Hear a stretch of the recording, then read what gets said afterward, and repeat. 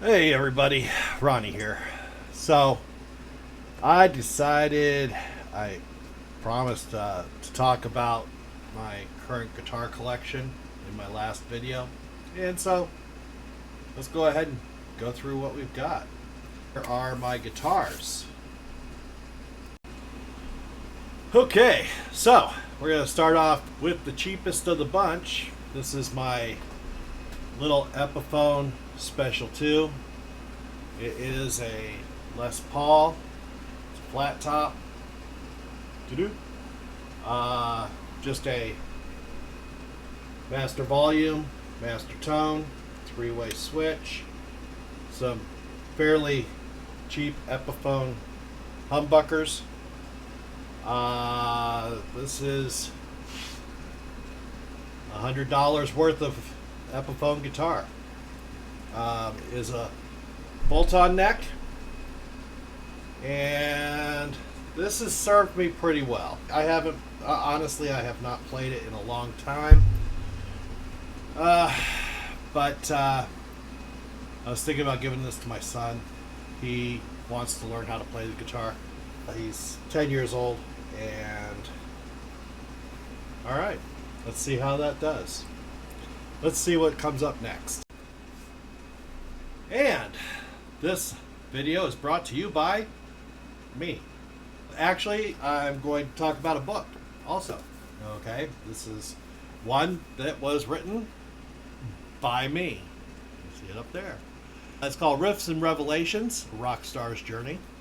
This goes back quite a little ways to when I was a national touring musician. And it comes across as an autobiography. I am calling it a fictionalized autobiography. What that means is I took a lot of things from my life and put them in this book. But this book is not really about me. Okay, I used fictional characters in this book, but kind of told my story. Okay, with some embellishments, because quite frankly, my story is not that exciting, as you can tell. But once again, this is Riffs and Revelations, Rockstar's Journey. I was, by the way, not a rock star.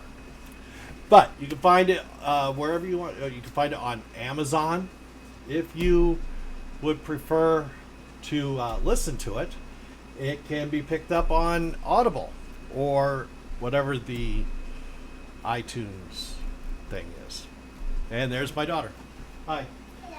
So, thank you very much for watching. Pick up a copy of Riffs and Revelations, and I will talk to you next time.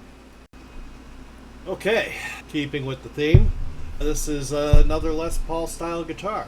This one is by Firefly.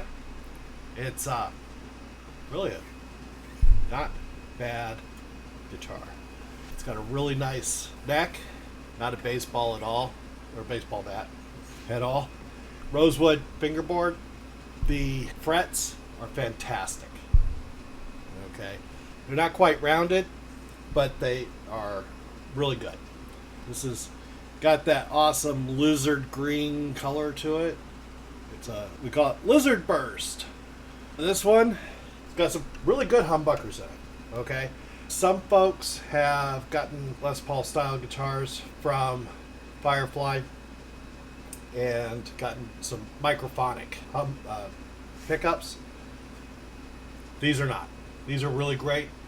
There's absolutely nothing about this guitar that I would say is wrong. This one I tend to keep in standard tuning, okay, and it works really good. Okay, this is one of the guitars I keep in standard tuning. Let's grab another one. Okay, now we're going to Europe. Okay, we've got a Harley Benton here.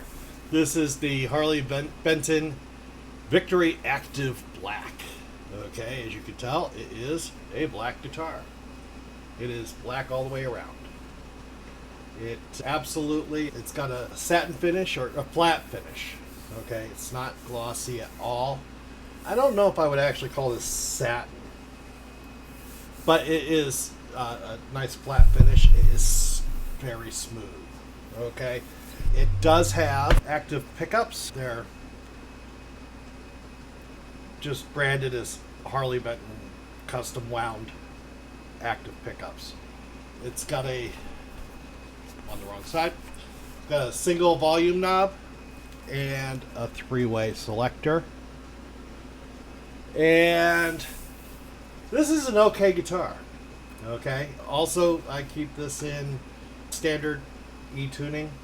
The only issue that I have with it is right here. This is the way it came from the factory.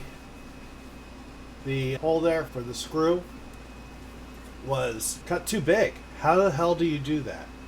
I've got to, at some point in time, when I get down to it, pull the output jack off, fill the hole, drill the hole, and then this will be quite a fine guitar.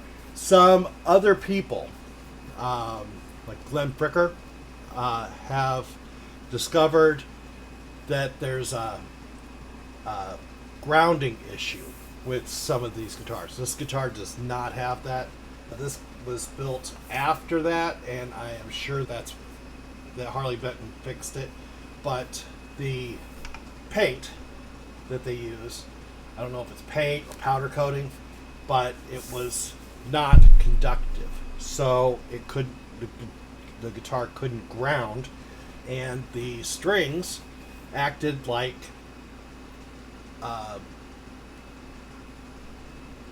what's the word I'm looking for here? Antennas, and pulled every single bit of radio interference they could. Fortunately, like I said, this one, it is properly grounded. I don't know what Harley Benton did to fix it, but it is done. All right, let's go ahead and grab the next guitar. Okay, as you can see, Harley Benton again.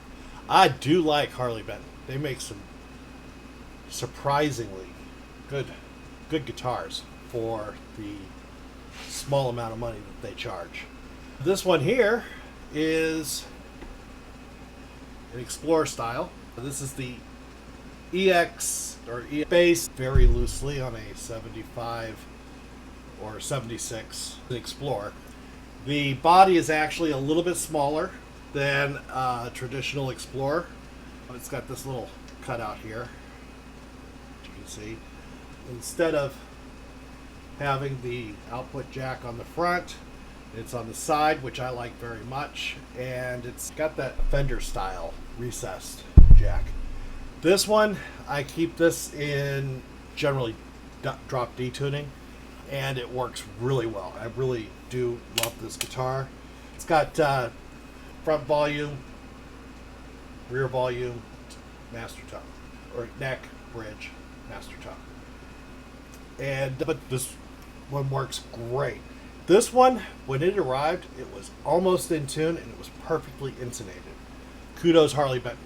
This one, I definitely like. It is just regular passive pickups, but they sound great.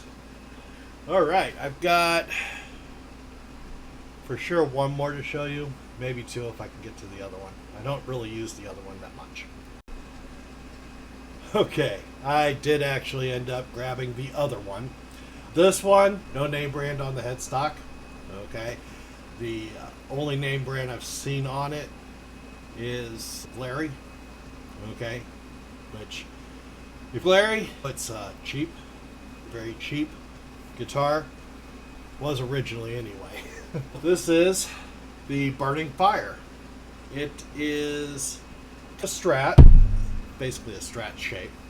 It's got a rosewood or possibly Indian rosewood fretboard for the price. Okay, and I think this was like $69 on Amazon for the price.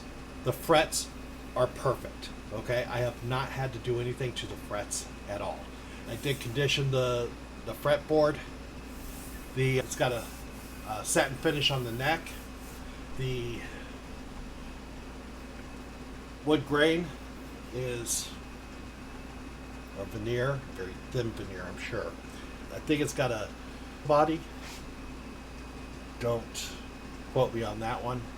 When I got this, of course, I was just grabbing a cheap guitar, okay, and had an intention of doing a video about it, and then said, you know what, it was so bad that I couldn't even make a video out of it. So what I did is I went and bought a bunch of parts. And the only thing that is original here is the neck and body. I replaced the tuners. I replaced the bridge. I replaced the knobs. I replaced the 5-way selector switch. I replaced the pickups. I put in a set of really nice Wilkinson pickups, and the single coil I changed to a dual hot rail humbucker, as you can see. The cool thing is when I wired it up, every single one of these pickups can be split. So in this position, it's the bridge humbucker. In the next position up, it's split between the bridge humbucker and the top coil on the humbucker and the bottom rail on the hot rail. In the middle, the hot rail as a humbucker. In the fourth position, the top rail and the bottom pickup, the neck humbucker. And then in the fifth position, or first, whichever way you go and count, it's just the neck humbucker. And this, it sounds good. I don't play it very often. Okay, it's there's nothing wrong with it really, except for me having to trim. But yeah, there's nothing really wrong with it. It's just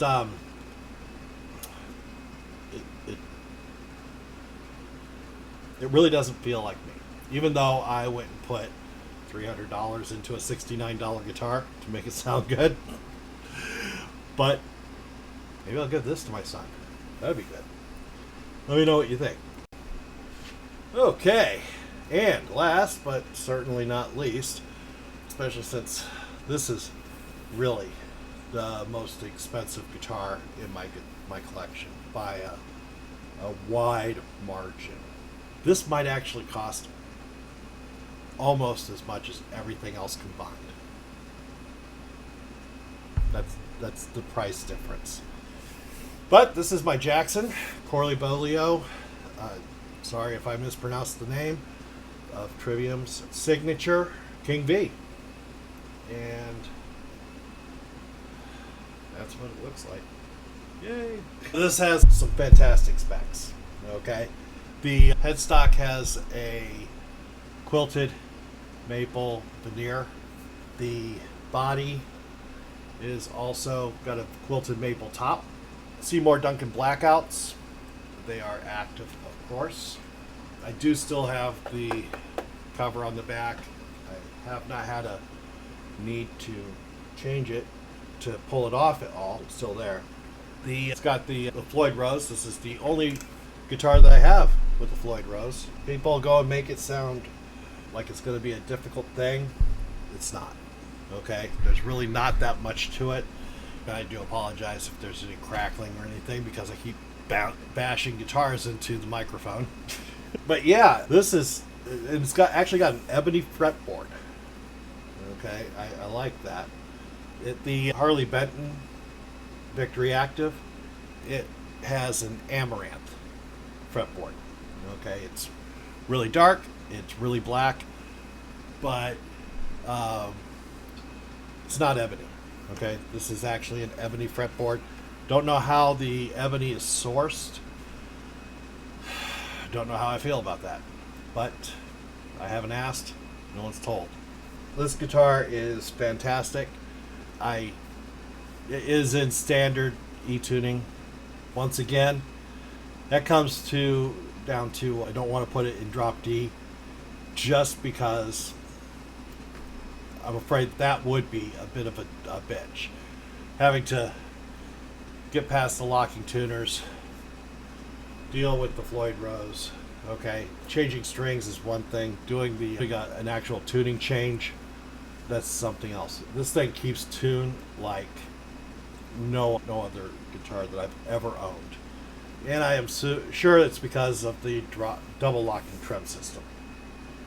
But let me know what you think about the guitars. Which one do you like the best?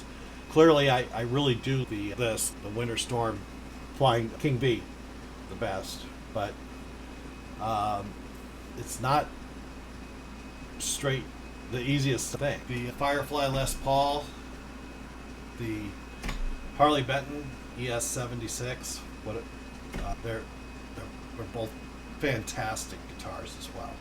Let me know what you think in the comments down below, and don't forget to like and subscribe to this video. I'll talk to you next time. Thanks for watching.